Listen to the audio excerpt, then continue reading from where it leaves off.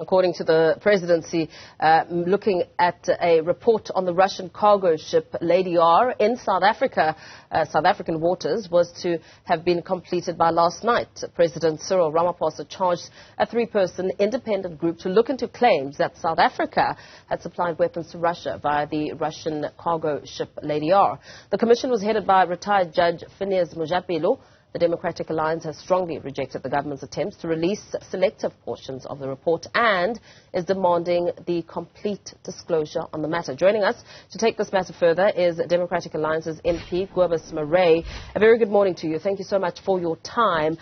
We understand that the Lady R report landed on President Cyril Ramaphosa's desk yesterday, but some parts may not be made public. What is your reaction to this?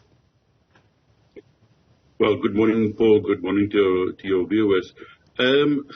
Obviously, one has questioned it right from the beginning when the president announced the panel, but also announced simultaneously that the report will not be made available to the public. So that begs the question. So first of all, why was it necessary for a panel in this regard if nothing was done wrong? Because they have clearly said nothing was loaded and nothing irregular was offloaded. And then begs the question, so if that is the case, and if the American ambassador is wrong, so why would one then not disclose the full report to basically vindicate yourself, to prove to the public that, listen, here's the proof, we have not done anything wrong.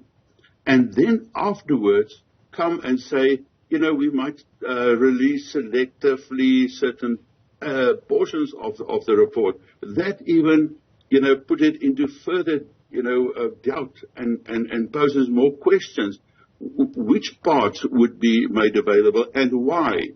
If one take into account that the Minister of Defense has first said nothing was loaded and nothing irregular was offloaded.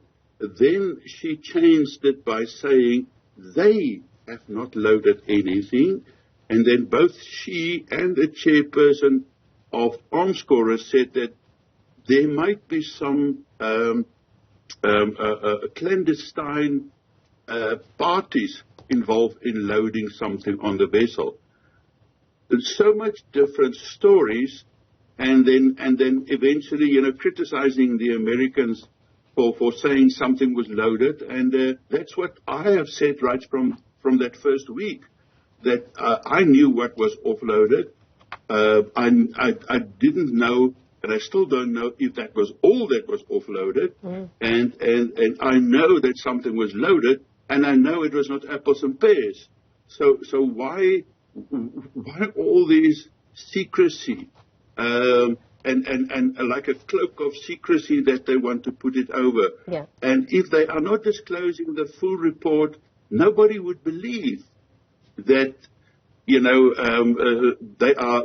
are not guilty of a grossly misconduct and a huge breach of national security that they allowed here. Yeah, it's quite important, especially just weighing and gauging the impact. I mean, U.S. Ambassador to South Africa, Ruben Brigatti's claims that South Africa was supplying weapons to Russia sparked a political firestorm. What do you think, perhaps, what we're hearing on how this report will be unveiled, what sort of impression does it create about some of the questions that we look for answers to? Well, first of all, a massive cover-up. One must remember, if you just take this a proverbial step back, that when the Lady R was en route to South Africa, the destination on its AIS was never indicated as South Africa, Cape Town, Simonstown, or any destination in South Africa. It was given as Dar es Salaam. It sailed past Cape Town, and remember, Cape Town and our other port net harbors are the official customs ports of entry, where all, and I put the emphasis on all other ammunition and weapons are being imported and exported. It never happens via Simonstown, which is not a customs port of entry. So it sailed past that. It laid on the Agulhas Bank. It was only with very high-level approval that 2 naval vessels was escorting the Lady R into Simonstown Naval Base. So that at itself tells you that whatever was on the vessel to be offloaded and whatever was to be loaded onto the vessel would not make the criteria and the benchmarks of the ports of entry. So that in itself tells you that something was wrong. It was highly irregular for a commercial vessel to dock in Simonstown. And remember, Simonstown is the worst place ever to think that you can do something in secrecy. Simonstown, there are so many retired naval officers living against that mountain with a unrestricted access and a view down to the harbor. And in the night, when that loading and offloading was taking place, there was huge floodlights. And remember, the Americans who has followed the Lady R has got the highest quality of technology and satellite technology in the world. So clearly they had unrestricted access from the orbit to see what was loaded in and out of the Lady R.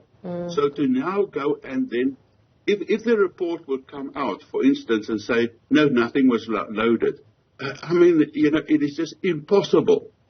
I mean, all the reports, all the evidence indicated that by 3 o'clock that night before the Lady R departed from Simonstown, the cranes were still working. And by that time, the ammunition that was offloaded was already well on its way to Mokgopong.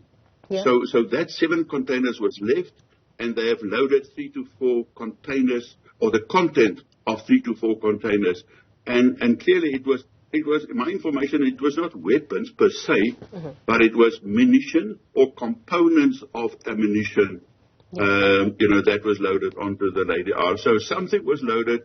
There's no doubt about that. And if the President will not reveal the whole report, one must question his credibility and his intent with this. And obviously we believe that we should do everything in our power, whatever the law provides us, to get to the bottom of this and to see the whole report. Yeah. So as far as we understand, the President will be studying the content of this report, and then he will give his consideration on what he decides to reveal. Should it come to a point where he is indeed not going to reveal everything, what action will you be taking as a party to ensure that we do know every corner of that report? Well, we will obviously, reserve all our rights in this case. It might include various attempts from us. It might include attempts in Parliament, even to call for a closed session to reveal the information of the report to us. Whether he will do that or not, because he said that the public and per implication we as the representatives of the public will not see the report. We will also, take legal advice and see whether we can challenge this in a court. We will also try to see whether we can, by a PI application, get access to this report. I am not very optimistic because the government is known for delaying tactics and trying to prevent us from seeing something that can be an embarrassment to South Africa, and this has been a huge embarrassment, and nobody would believe anything of the report if it reveals that nothing was loaded. And remember, one must also remember that the ammunition that was brought in, yes, there was old permits been issued in 2019 and 2020. Whether those permits are still valid and legal is also a question, because normally such permits are only valid for 45 days. They can then apply for an extension to those permits, but only once. So this is now 2 and 3 years after those permits. And I sit on the Joint Standing Committee on Defence, and nothing was reported to us about extensions of those permits. So if the permits was extended, how was that done? And is the NCACC then involved in this conspiracy of cover-up as well? And that will even make it even bigger. Because remember, if we don't disclose this, this will set a precedent where anything can be done in the future, and nobody will be allowed to know that.